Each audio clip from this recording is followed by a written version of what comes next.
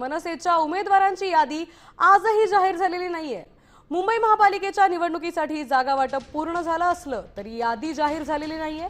जोपर्यंत सर्व उमेदवार अर्ज दाखल करत नाहीत तोपर्यंत यादी मनसेकडून जाहीर केली जाणार नाही अशी मनसेची रणनीती असल्याचं समजतंय।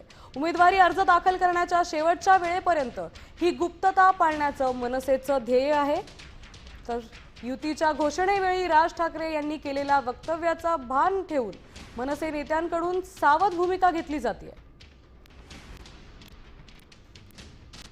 आमच्यासाठी सगळ्या विधानसभा सारख्या आहे। माईम लाडकी आणि शिवडी दुडकी असातला भाग नाही।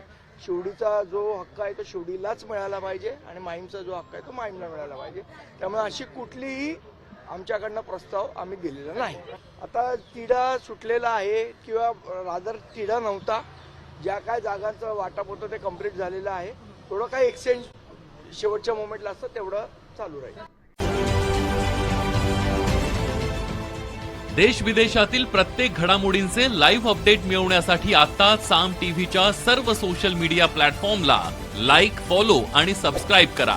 तसंच सर्व नोटिफिकेशनसाठी बेल आयकॉन प्रेस करायला विसरू नका।